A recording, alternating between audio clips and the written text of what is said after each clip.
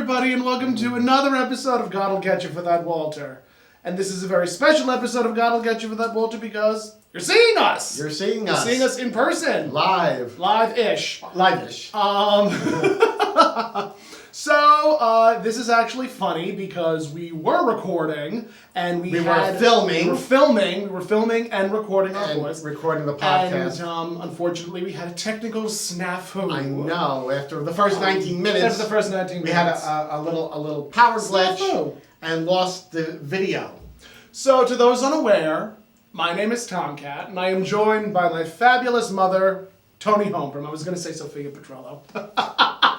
Just because I'm so used to saying it at this point. Whatever.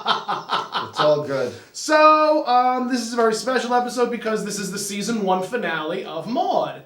And it's called Maudes Night Out.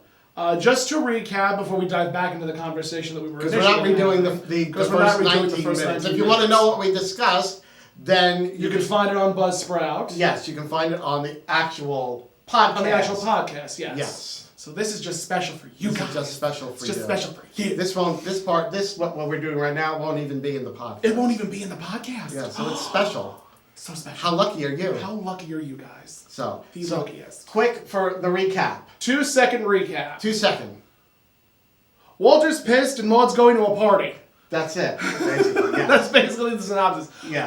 To make a short story long, Maude was trying to wake up Walter to go to a party, and Walter's just in a really foul mood. And we're just about to find out why Walter is in such a foul mood. Yes. And we're right up to paella. Yes, because the host of this party, Joanna and Cliff. Joanna was making a paella. Was making a paella, yes. And I was saying how much that I love paella. You love paella, but you can't eat it anymore because of shellfish. I can't eat paella anymore because of the shellfish, and it's bad for my gout. It's bad for the gout.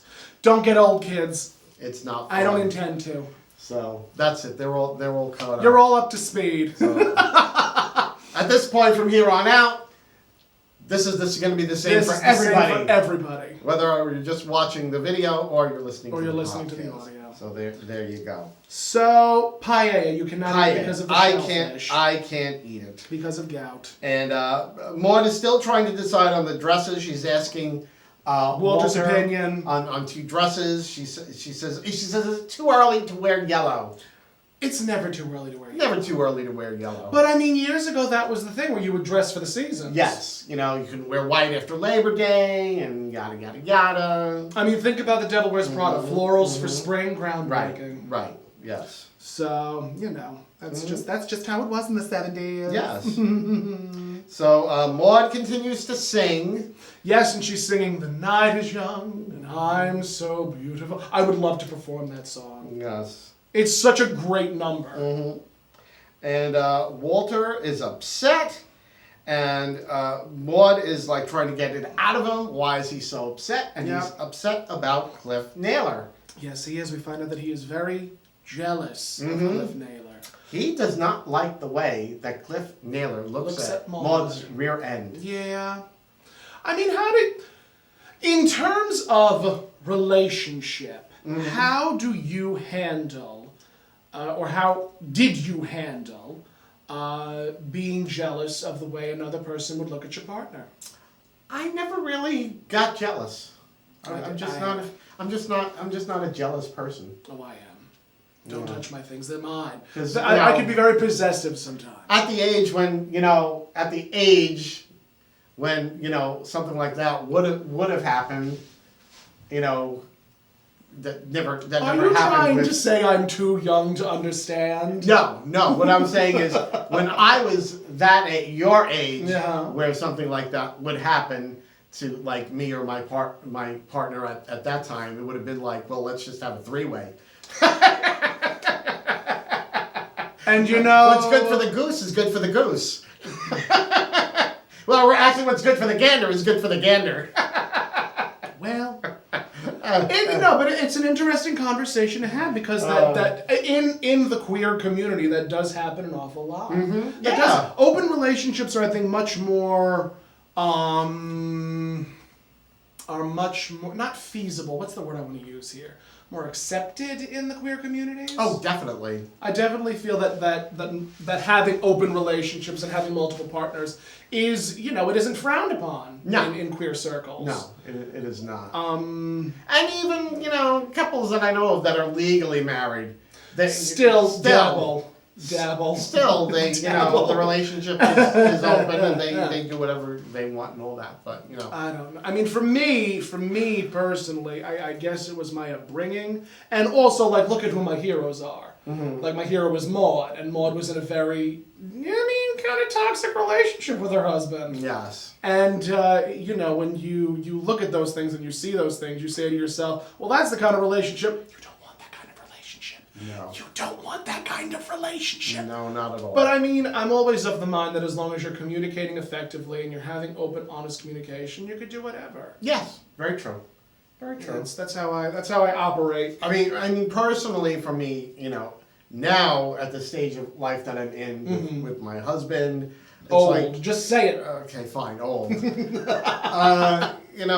just like, that is open relationship and all that. I'm like, I'm too old. I'm too tired. I just can't be bothered. Yeah. It's just like, nothing against it. If they're into that and that's their thing and it makes them happy, that's, I have no problem. So would you say that open relationships are for the young? No. Or those with patience? Because I do know several older couples that engage. There are older couples that older couples that do have open relationships, and it works for them. But for me, my husband, it's like, no, it's just like too much. I get it. I understand. It's like, and have somebody come over here. And we have to ruin my drag. We have to clean the house first. I got to do dishes. Oh my God! No. Oh, and then we got to clean the toilet and all this. No, it's too much work. It's too much work. And I mean, it's funny that we mentioned that because do we have cake and coffee afterwards? I mean, for crying out loud, do we have ice cream? Do we get the ice cream? Do we send thank you notes afterwards? What's the protocol? I don't know. It's too much. It's too difficult to navigate. It's too difficult to navigate. I'm sorry. Do we send them a thank you card afterwards? You are such an old woman. You are such an old woman. Because I would do the same. They're like, should we send them a thank you? Should we send them a fruit basket? Do we give them a corsage when they do? We give them a corsage? Or do they give us a corsage? How does that work? Oh, this pain. Oh, my goodness. Goodness. But I mean, in the 70s, open relationships became a really big thing because it was all about open love and open relationships. Well, also because, the birth control pill. For the first time in history, women had full control over their bodies. Over, whether or not they chose to ovulate. Yeah. So a woman could choose to have sex, and she did not have to worry about getting pregnant, and she didn't have to worry. The onus wasn't on the man to wear a condom. Ooh, onus! What a lovely word. I know. I always throw those. What a lovely word. SAT words. It's got to be. You love your SAT words. I love my SAT words, but so this was sexual liberation for women, and also sexual liberation. For men too, as a byproduct. I was gonna say, there's I want to say there's another 2 or 3 episodes of Maude that deal with open relationships. Mm-hmm. There's one with a psychiatrist and his wife that were swingers. Mm-hmm. There was another episode where Maude was potentially engaging in an extramarital affair with a man who was just freshly out of a divorce, who was very attractive, and Walter was insanely jealous. Mm-hmm.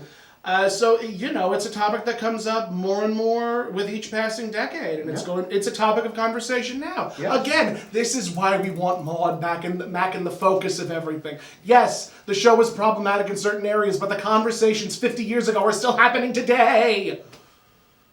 I get a little emotional about it. You got your roast beef, pussycat. I actually watched Maude on cable. Oh, you did? On cable, Antenna TV. Oh, Antenna TV at 1 in the morning. Oh, look at that. At 1 in the morning. So, there you go. And if you have Antenna TV. If you have Antenna TV, Maude is on at 1 o'clock. 1 o'clock in the morning. Well, you can set your DVR. Or set your DVR, or record it. Yeah, record it, yeah. She's still there, kids, just not nearly as much as All in the Family. Or Golden Girls. Or Golden Girls.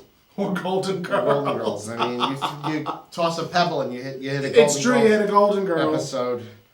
So, of course, when Maude is told by Walter that, Cliff, he stares at her rear end, that's when she's got to like... preening around she's looking like a peacock. at her rear end in the mirror. Preening like a peacock. And again, very revealing slip under her dress.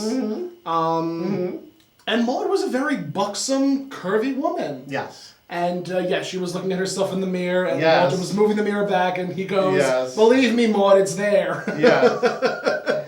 Oh. And so she's trying to get into the dress now, and they're conversating, they're talking, and Walter's trying to fimble and fiddle with the back of her dress, because on a lot of older dresses there's a zipper and then there's a hook. There's a hook and eye. Newer dresses too. Yeah, newer dresses too. I'm like constantly telling my husband, "Oh, you gotta zip this up for me." I'm like, "Did you get the hook?" And he's like, "No." I'm like, "Well, can you get it?" He's like, "Oh, I gotta get my glasses." It's like, why did you put your glasses on before?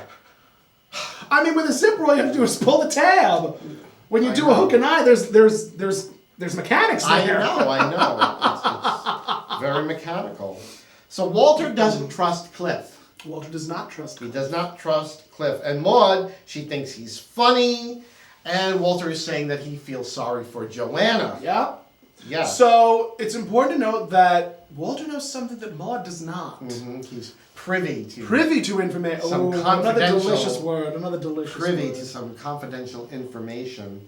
And Maude is saying that she feels bad for Cliff because he's stuck with Joanna. Chinless Joanna, and I think there were some other things about her. Chinless Joanna, that she couldn't cook. But that she was a marvelous, marvelous, marvelous driver. Yes. Very good at left-hand turns. She was a good driver.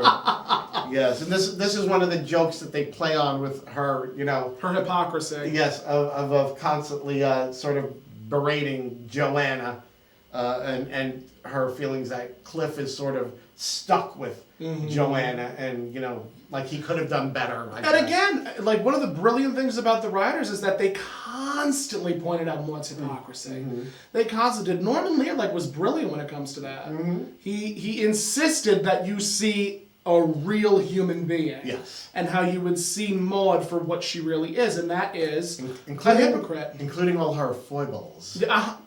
I'm on You're fire. on a roll today. I'm on fire. It's because we have the camera rolling. The camera, of course. When the cameras are on, so is she. I'm ready for my close-up. Thank you, Norma Desmond. And Maude also mentioned because Walter couldn't get the hook and eye closed. About Albert. She was talking about Albert.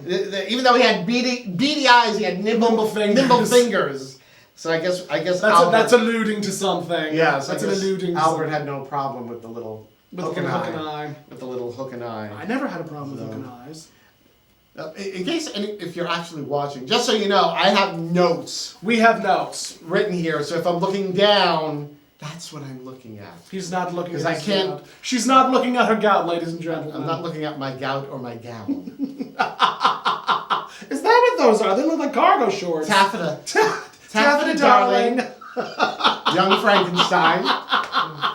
Madeline Kahn. Oh, I miss her. The true goddess. I miss her so much. Okay, so now Walter he's going off because he wants his tweezers. He wants the tweezer because he has an ingrown hair. He has an ingrown hair. So Maude hands him the tweezers, and they're stuck together because her and Philip were building a boat together. They were building a model ship. A model ship. And the airplane, they used airplane glue, and it stuck the tweezer. And Walter, of course, goes, "I bet you wouldn't dip Cliff Naylor's tweezers in the glue." And just petty. Just petty. Small and petty. Okay, and Maude is still going on that they're going to be late. Yep. And I have something about the Tower of Trivia. What was that? It was something about Walter saying something very intelligent, I suppose. And then she ends up saying, "We can donate your brain to science. I can have it picked up in the morning." She's going to have his brain donated to science. And she ended up saying, "Don't worry, I can just grab it out with the tweezers." Yes! Insulting his intelligence left, right, and sideways. Oh. Then there's a whole discussion of the appetizer that Maude made Yes, for this and it was party. was it not a mushroom quiche? Something like with mushroom and spinach. I Mushroom think. spinach quiche. I mean, that sounds delightful. I made those and they're delicious. It doesn't sound I bad. can't make quiche anymore because now my husband's lactose intolerant. Yeah. So he can't have all the dairy. He can't have all the cream and the milk and the cheese. I'm so sorry. You know, so I don't. so sorry. You know. Just once again, don't get old, kids. But remember from, I don't know if you remember this from years and years ago where there was that thing, real men don't eat quiche. You ever hear that saying? I have. But no. I beg to differ, real men do eat quiche. No, it's funny you mention that because, you know, I think in the 90s there was a sitcom about two gay dads. And the father of one of them was like talking about a frittata. And he goes, what the heck is a frittata? Mm-hmm. And it's like one of those things where you're like, it's just an egg dish. Quiche is just an egg dish. But this idea that making a frittata or making a quiche is somehow feminine. Yes. Like, it just, really? I know. Is that... It's silly. It's silly. Food is neither masculine nor feminine. No, it's not. It's just food. Unless you're talking about the Christmas candle. The Christmas candle.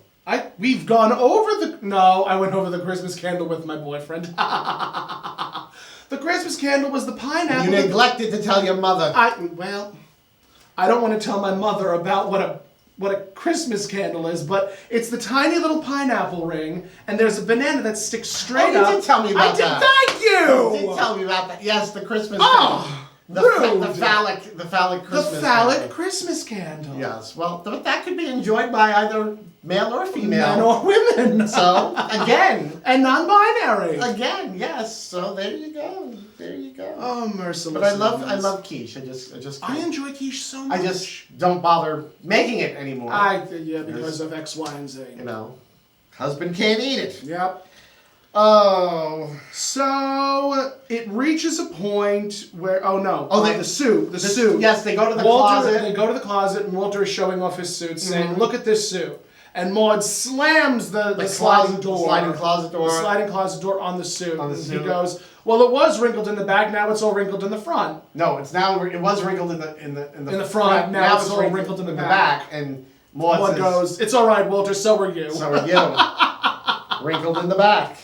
And then at that point, like, Walter is just complaining so much that says, "That's it, Walter, we're not going." She's like, "We're not going! We're not going, that's the end." And he's like, "Great, wonderful, outstanding, I will go get ready for bed." Yeah, well, no, I think she says they're going to watch a Lynn Barry movie. A Lynn Barry movie. And he goes, "Great, I love Lynn Barry." Yeah, but Maude says she goes to the phone, and she starts calling. She calls Joanna. And and I think actually she tells Walter she's going to tell Joanna just what he's been doing. Exactly why they're not coming to the party. Yeah. So. And when Joanna does answer the phone, Maude goes. Oh wait! I had something about and Walter's. She's going to tell her all about Cliff's carnal fantasies about her fanning. About my fabulous fanning. To mention that the carnal fantasies about Maude's fabulous fanning. Yes. So she gets Joanna on the phone, and she proceeds to hand the phone to Walter, saying, "Hello, Joanna. Walter has something important to tell you." And then that's when we cut to commercial. That's when we go to the break. And when we come back, Walter finishes the conversation, He's hangs hanging up the phone, and Maude just looks at him incredulously. Like, that was beautiful. Yeah. Telling her that you woke up with a splitting headache. A splitting headache. Like that was the best he could do. That was the best he could come up with. That was the best he could do. And I have something something about Noel Coward and Bert Parks. Yes, because that's where Maude says that's where you picked it up from. Yes. Did you pick it up from Noel Coward? From Noel Coward or Bert Parks. Yes. So they start undressing. Maude starts undressing. Walter starts undressing, and then they go over to the closet and they're just bickering back and forth as the sliding door opens and closes. But now they're getting dressed again. Yes, to go to bed. No, they were putting the clothes on for the party. I could have sworn that Maude was into a robe. She was in her dressing robe. Okay, you're right. They're okay. So they're getting undressed. Undressed. And Walter's like, "No, let's go. Let's have a good time." And Maude's Yes. insisting, like, no, I'm going to make Right. an honest man out of you. You told her that you have a splitting headache, and now we're not going. Right. Yes. And I think Walter brings up about her Maude dancing. Cliff and Maude with danced with Cliff. Cliff danced with Maude five times at the club dinner. At the club dinner. At the yes. club dinner. I mean, maybe it was just a 70s thing or a 90s thing, but I am over those types of establishments. Oh God, yeah. I am so over those types of establishments. They're far too hoity-toity. Oh. I would never want to belong to a club that would have me as a member. Yeah, it does nothing for me. That's Groucho Marx. Exactly. Now Walter. To those who did not see or hear, I did a little wag with my fingers. A little wag.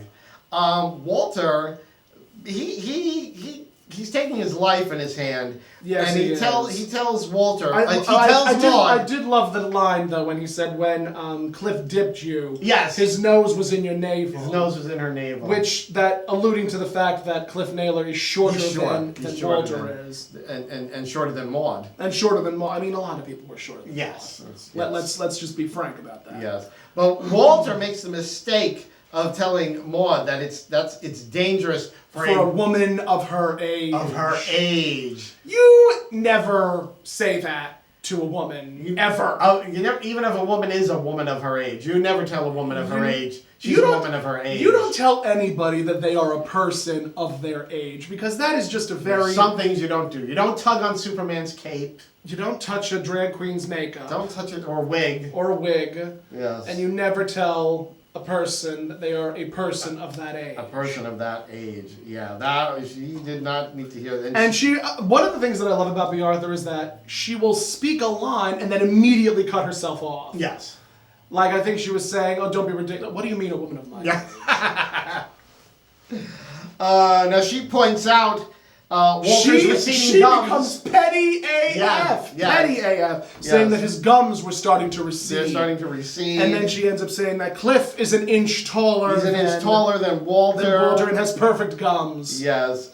Meanwhile, Walter is gargling. Yes, gargling. In the bathroom. In the bathroom. And Maude accuses him of being jealous of Cliff. Because she leaves and she goes, but Cliff is one hell of a guy. Yeah. She does admit that Cliff is after her, and that Cliff yes. But we come to find out that Walter is jealous because Maude is turned on by Cliff. Yes. And I mean, when you do, not for anything, when you do reach a certain age, it's nice to turn a few heads. At my age, still turn heads. And you, I'm sure, at your age, still turn heads. I mean, especially when you're in drag. Oh, my Lord. When you're in drag, I can only imagine how many people ogle your chest. It's ridiculous. I could tell you firsthand, whenever I have my breasts in, oh my God, the stares I get. I know that my eyes are higher than my breasts are, but these are not eye level. These are eye level to you, not to me.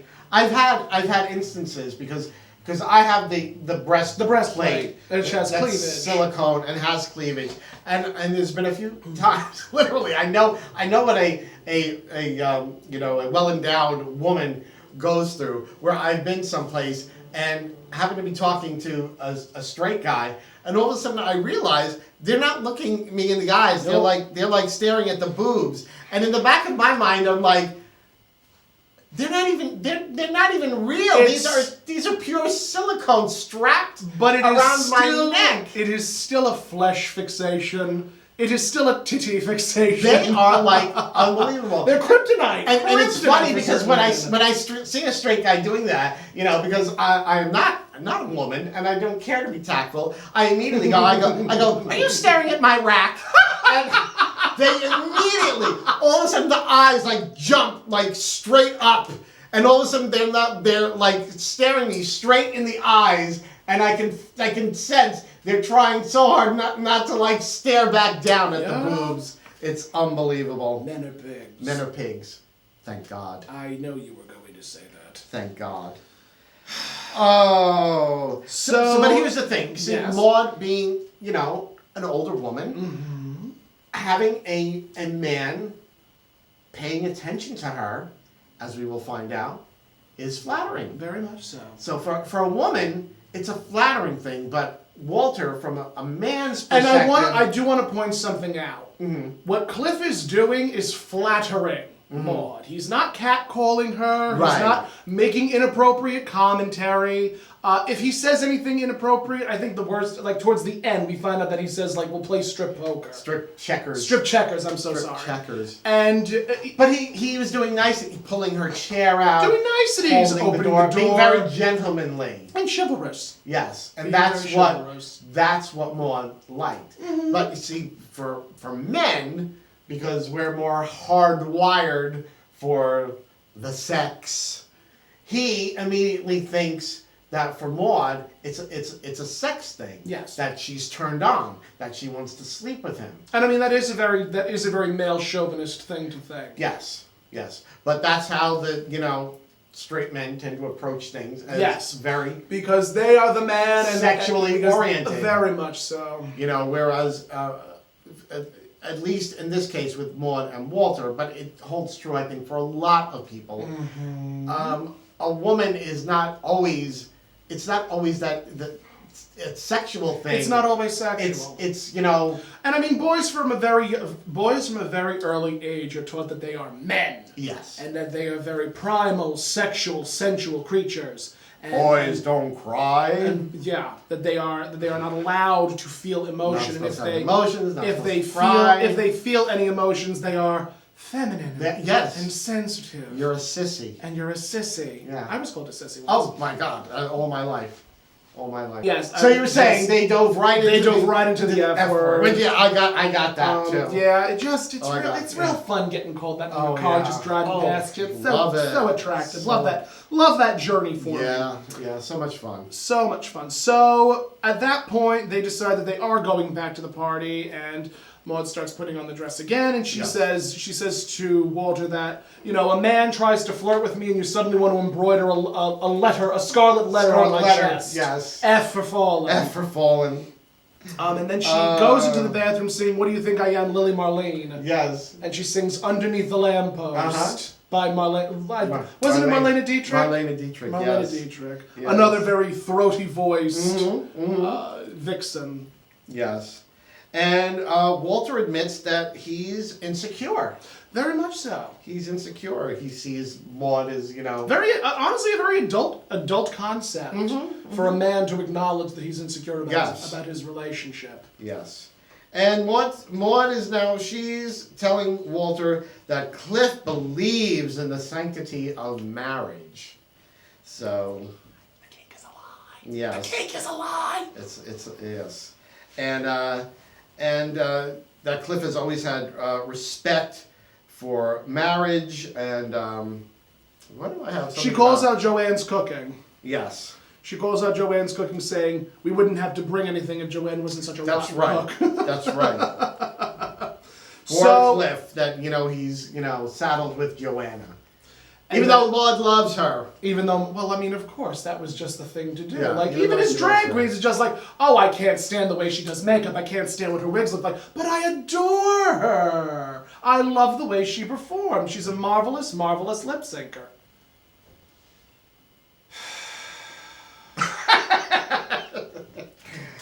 Okay. So at that point, Walter finally comes out and says that Cliff is having an affair with Harriet Powers. Yes. And Maude is like, nobody would make love to that unless they were forced to by law. By law. That's right. And he says no one knows but the paid up membership. And Maude is telling him this is dangerous gossip. Yes. But she also mentions that Harriet's always at the electrolysis. Yes. And that nobody would make love to anybody with ankles like Harriet. Yeah, well... She probably has cankles. Very much so. I mean, that's... I'm imagining cankles. That's a point made. Yes. And I happen to be objective about her shortcomings. I love Harriet, I just happen to be objective about her shortcomings. Yes, even though she's a hairy woman with ankles. Correct. She still loves her. But at that point, the script is flipped. Because Maude ends up saying, how could anybody make love to that 5'3" grease ball? Well, no. Oh, before that? Before that. Okay. You see, because Maude wants to know how Walter knows, and Walter tells her, Cliff told me at the club that all the paid up members know. Yeah. In the steam room, and I guess it's like that boys. Oh yeah, locker the room boys' talk. locker room talk. He actually said like every week we get a weekly report. Right. So it was in the steam room, which is part of the locker room. Yeah. Cliff was telling everybody how he's having an affair with Harriet. With Harriet Powers. Yep. Harriet Powers. Harriet Powers. And that's when Maude is like, she's like, how? And is talking about the electrolysis, that she's she's dull, she's stupid, but she loves her. But she loves her. Mm-hmm. And now Maude starts with, then she starts with the poor Joanna. Yeah. Talking about this 5'3" inch tall grease ball.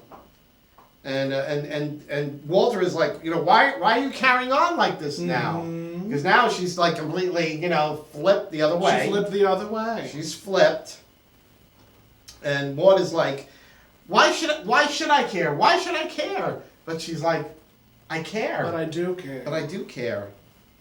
Because we find out that Cliff flattered Maude, and right. I mean, at that point, Maude she says, "I feel like a fool for like believing this person who is of no good rapport." Yeah. And we actually Walter's like, but he turns you on, and she's like, no. I was like, no, you turn me on. You turn me on. He flatters me. Yes. And then Walter says, well, what about me? What about us? And she goes, Walter, if you would hold my coat, I would think I would have only 2 weeks to live. Right. So Walter is not a flatterer in the way that Cliff is. And that's really all that's what all that was about. Yeah. Was just Maude wanting that. She felt that nice little bit of attention from Cliff. It was just nice. It was flattering. It was nice flattering. She enjoyed it. Walter goes, but to me you're attractive. And Maude finally breaks down and says, attractive is only the consolation prize. I want to be beautiful.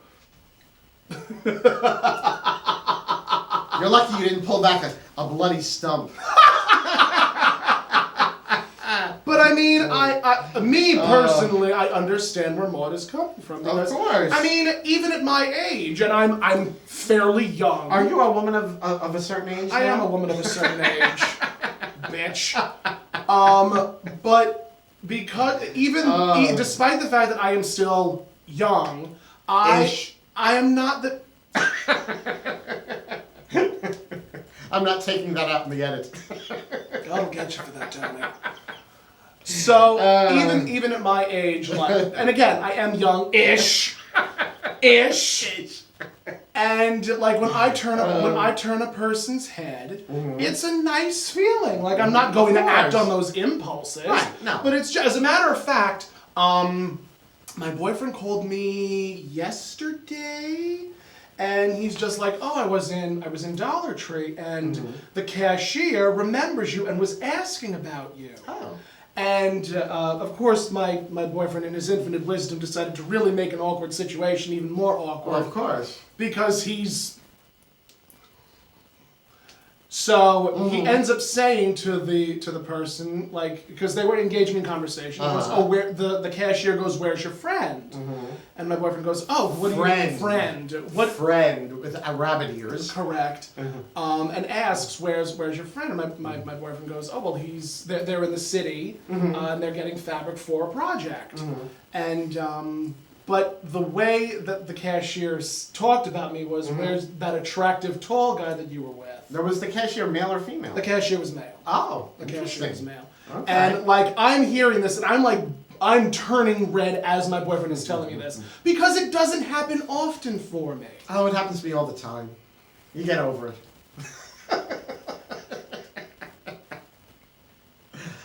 But yes, it's so nice to be flattered. It is nice to be flattered. It's nice to be thought of as attractive. It's nice to be thought of as attractive. You But Maude troll! But Maude doesn't want to be thought of as attractive. But Maude doesn't want to be attractive. She wants to be thought of as beautiful. She wants to be thought of as beautiful, but everyone does. And she's aging gracelessly. No. And she even looks in the mirror and she goes, "This face is on its way out." Yes. And Walter, being as romantic as he possibly could be, says, "And I'm looking forward to the day when it does." Right. So that this way he doesn't have to be jealous of other men. Yeah. So, which is a little toxic. Yeah. I was like, a little cringy. A little cringy, a little toxic. A little cringy. So she admits that she is finally a woman of her age. Yeah. So Walter's like, are we still going to the party? And they mentioned twice the joke about the fat woman and the hamster. And then towards the end, like Maude's like that pygmy. She calls him a pygmy. Now he's the pygmy. And that she'll never have to laugh at that fat lady with a hamster joke. Right. Yes. And as soon as they're about to leave, Walter's like, "I'm gonna look at your rear end the whole night." Yes. The phone rings. Ringy-dingy. And it's Cliff. It's Cliff Naylor. And Maude is on the phone like she's very cold. She's very cold in the beginning. At first, yes. Yes, Cliff, it's Maude. Mm-hmm. Walter's headache has gone and will be there. They're going to be at the party. Yes, and then all of a sudden she starts to smile. She starts to smile and giggle. And she's like, "Oh, Cliff, you filthy thing. Cliff, you're terrible. You're terrible. You're terrible." And then she hangs up the phone and she's like chuckling and chortling to herself. "Come on over, we're going to play strip checkers." Strip checkers. Have you ever played strip anything? Cliff, you're terrible. Yes, I did play. It's play a couple of strip games. I don't remember what. I've never played them. As a child. I never played them. I did play Spin the Bottle. Oh, you did? That I played, but I never played anything I like that. don't think I ever did Spin the Bottle. I never played Spin the Bottle. No. I'm sure at that time you would have walked away with several quarters in your pocket. Probably. Because the bottle would always end up landing on a man. A man? Oh, a man. Can you imagine such a so thing? we come to the epilogue. It's they after the party. It's after the party, and Maude comes in looking kind of grim, kind of morose almost. Like Maude was actually embarrassed for Joanna because Walter was like, "Wow, he got so loaded he started to hit on his own wife." Yes. He mentions that Cliff really blew his reputation. He got so loaded. And they talked about him being. I think they actually used the term stoned. Yes, but I think back then it was just drunk. That just meant drunk. Now when we say stoned, there's marijuana involved. I never touched the stuff. In this episode, it did not refer to marijuana. It just meant that he was pretty drunk. Yes. And he made a pass at his own wife. Yeah. And Maude at the end goes, "Poor Joanna." Poor Joanna. Yes. There is a number that I want to perform. A number I want to perform. And it was I'm ready. What is it? It was B. Arthur. Is it in my key? No. Oh. It's actually a spoken word. It's a spoken word monologue. Oh. And it's B. Arthur from, I think, the Shoestring Review. And it starts with her, like, talking to this former flame of hers named Jim.